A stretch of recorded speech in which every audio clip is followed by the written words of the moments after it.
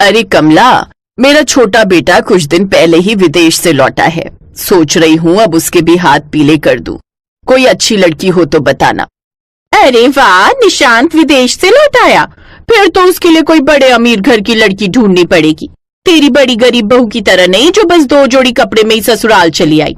अब मुझे देख, अमीर बहू लाई हूँ तो सब सामान आया है दहेज में। ये जिस एसी की तू ठंडी ठंडी हवा खा रही है ना, ये भी मेरी बहू के दहेज में ही आया है। मैंने तो इसे हॉल में लगवा दिया ताकि सब इसका इस्तेमाल करे। चलो बढ़िया है, एक मैं हूँ जिसकी गरीब बहू कुछ नहीं लाई। लेकिन अब तो मेरी सारी उम्मीदें अपनी छोटी बहू से ही है। तू कोई अच्छी अमीर घर की लड़की ढूंढना मेरे निशांत के लिए। अरे तुम चिंता मत करो, निशांत के लिए तो मैं एक बड़े घर की लड़की का रिश्ता ही लेकर आऊंगी। ऐसे ही समय बीता। एक रोज कमला एक बड़े घर की लड़की का रिश्ता निशांत के लिए लेकर आती है।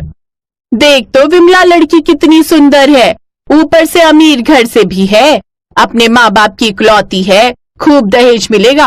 बोल तो बात करूं। अरे नेकी और पूछ पूछ, तू जल्दी से बात बढ़ा, हम कल ही चले जाएंगे देखने। विमला एक लालची औरत थी। उसके बड़े बेटे ने अपनी पसंद की गरीब लड़की से शादी की थी, इसलिए उसके दहेज में कुछ नहीं आया था। इसलिए विमला हमेशा उससे नाराज रहती थी और अब उसने ठान लिया था कि वो अपने छोटे बेटे के लिए बड़े घर की लड़की ही लाएगी। बात आगे बढ़ी।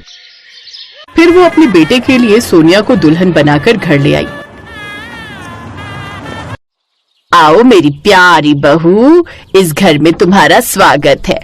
हाय कितनी सुंदर है मेरी छोटी बहू, बिल्कुल परियों जैसी। सोनिया दहेज में खूब सारा सामान लेकर आती है, जैसे एसी, फ्रिज, वॉशिंग मशीन और भी बहुत सा सामान। विमला अपनी लोभी आंखों से वो सब देखती है तो खुश हो जाती है। फिर विमला उसे उसके कमरे में ले जाती है। ओफो, इस कमरे में तो एक एसी भी नहीं है, मैं इस कमरे में कैसे रहूंगी? माँ जी, आप जल्दी से मेरे दहेज में आया हुआ एसी मेरे कमरे में इंस्टॉल करवा दीजिए। बहू, तुम्हारे कमरे में एसी? लेकिन मैं तो सोच रही थी इसे हॉल में लगवा दूं। वो क्यों भला? ये एसी मेरे पापा ने मेरे लिए दिया है, और वैसे भी मैं अपने ससुराल में कोई समाज सेवा करने नहीं आई हूँ। और हाँ, वो टीवी भी मुझे बड़े टीवी वाले स्क्रीन पर देखने की आदत है, इस छोटे से टीवी में नहीं। अच्छा ठीक है बहू, जैसा तुम कहो। विमला सोनिया के कमरे में आया हुआ एसी, फ्रिज और टीवी रखवा देती है। ऐसे कुछ दिन बीतते हैं। जहाँ अमीर सोनिया सारा दिन अपने कमरे की ठंडी हवा में बैठती, तो वहीं उसकी जेठानी रजनी घर के कामकाज में लगी रहती। एक रोज गर्मी में सारा दिन काम करके रजनी का गला सूखने लगता है। गर्मी में काम करके गला सूखने लगा है, ठंडा पानी पीने की इच्छा हो रही है। रजनी सोनिया के कमरे में जाकर फ्रिज से पानी निकालकर पीने लगती है। आहा, ठंडा पानी पीकर कितना सुकून मिला है। लेकिन तभी सोनिया बाहर से शॉपिंग करके आ जाती है। आहा, ठंडा पानी तो बड़े मजे से पिया जा रहा है, लेकिन जरा मेरा कमरा तो देखो कितनी बुरी तरह फैला है, इसे ही साफ कर देती। देवरानी जी, मैं? हाँ, तुम कर भी दोगी तो क्या चला जाएगा तुम्हारा?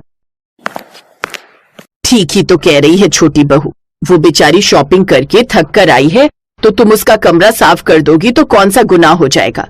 चल अब जल्दी से इसका कमरा साफ करके झाड़ू लगा दे, और हाँ, फिर फिनाइल डालकर पोछा भी लगा देना।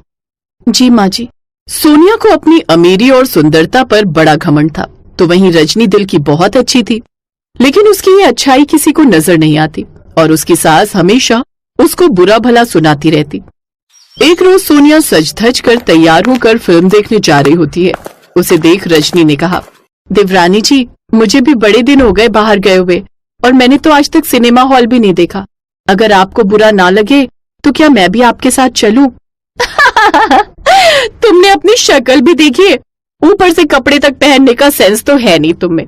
अगर मैं तुम्हें अपने साथ ले कर गई तो जानती भी हो मेरी इतनी इंसल्ट होगी, इसलिए ज्यादा बकबक मत करो और वही करो जो तुम्हारी औकात है, इस घर के काम। सोनिया के चिल्लाने की आवाज सुनकर विमला वहां जाती है। क्या हुआ? मेरी अमीर बहू गुस्सा क्यों हो रही है? फिर सोनिया विमला को सारी बात बताती है। ये सुनकर विमला को गुस्सा आ जाता है। तेरी हिम्मत कैसे हुई छोटी बहू से ऐसा कहने की? अरे तूने अपनी काली शक्ल देखी भी है? ना जाने वो कौन सी मनहूस घड़ी थी जो मैं तुझे अपने घर की बहू बना कर ले आई। चल जा, घर में इतने सारे काम पड़े हैं, उन्हें खत्म कर। फिल्म देखने जाएगी, मनहूस कहीं की। रजनी रोते हुए वहां से चली गई और घर के काम करने लगी। गरीब और काली रजनी के साथ हमेशा ऐसे ही होता था। ऐसे ही समय बीतता है। कुछ समय बाद दोनों बहुओं का जन्मदिन आने वाला था। उन दोनों का बर्थडे एक ही दिन आता था। विमला अपनी छोटी बहू के लिए महंगी सी साड़ी लेकर आती है। ये ले सोनिया बहू, तेरा इस घर में पहला जन्मदिन है ना, तो उस दिन तू ये साड़ी पहन लेना। ये साड़ी माँ जी? क्यों, पसंद नहीं आई क्या? सोनिया बुरा सा मुंह बनाते हुए कहती है। नहीं, इतनी बुरी भी नहीं है। लेकिन वो क्या है ना, शादी के बाद ही मेरा पहला बर्थडे है ना, तो डैड ने मेरे लिए स्पेशल चांदी का सूट बनवाया है एक महंगे फैशन डिजाइनर से, तो इस बार तो मैं वही पहनूंगी। हे राम, चांदी का सूट? फिर तो मेरी बहू उसमें बिल्कुल परियों जैसी लगेगी। घर के कामों में लगी हुई रजनी उनकी बातें सुन रही थी। उसे ये जानकर बहुत बुरा लगता है कि उसकी सास उसके लिए कुछ भी नहीं लाई। जन्मदिन तो मेरा भी है, लेकिन माँ जी मेरे लिए आप कुछ नहीं लाई। अगर एक सस्ता सा सूट मेरे लिए भी ले आती तो मुझे कितना अच्छा लगता।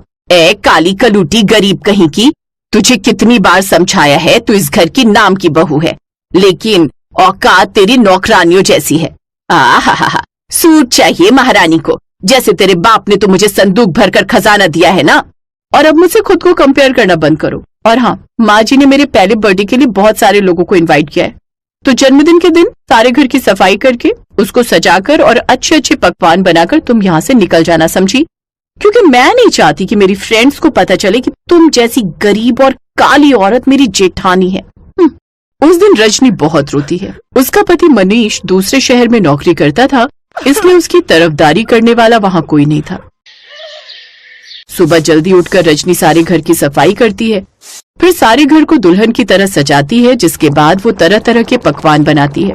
अपने बर्थडे पर सोनिया अपने पापा का दिया हुआ चांदी का सूट पहनती है और सज धज कर तैयार हो जाती है, तो वहीं बेचारी रजनी पुरानी सी साड़ी पहने हुए होती है।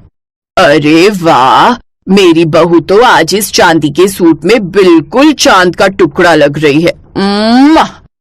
हाय, नजर ना लगे इसे किसी की। जन्मदिन बहुत बहुत मुबारक हो बहू। थैंक यू माँ जी।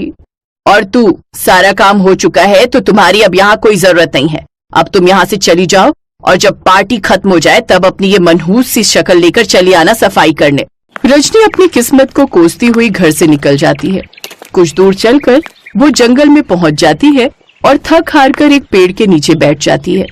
मेरे काले और गरीब होने के कारण मेरी सास और देवरानी मुझसे कितनी नफरत करती है, हर पल मुझे ताने देती हैं।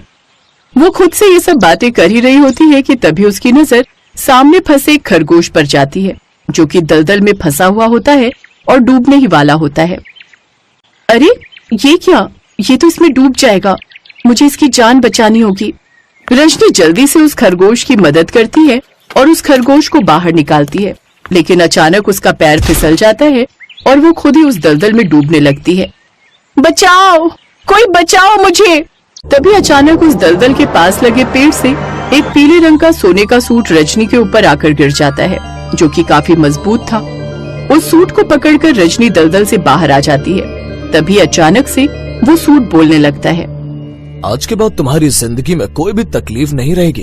तुम बहुत नेक दिल इंसान हो। तुमने अपनी जान खतरे में डालकर उस खरगोश की जान बचाई है। अरे ये क्या, तुम तो बोलते भी हो, भला ये कैसा चमत्कार है?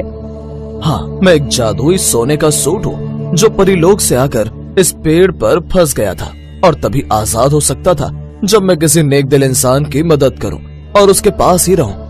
अब तुम एक बार मुझे पहन कर देखो, तुम्हारी सारी तकलीफें खत्म हो जाएंगी। उसकी बात मानकर रजनी उस सूट को पहन लेती है, जिसे पहनते ही वो बहुत ही खूबसूरत हो जाती है। रजनी बहुत खुश होती है। वो सोने का सूट पहनकर अपनी देवरानी की बर्थडे पार्टी में पहुंचती है, जहां सभी उसे देखकर हैरान रह जाते हैं।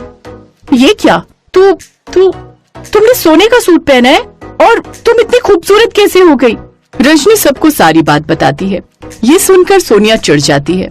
अब उस सोने के सूट की मदद से रजनी खुद का बड़ा घर बना लेती है, जिसमें ऐशो आराम की हर चीज होती है। अब उस घर में वो अपने पति के साथ खुशी खुशी रहती है।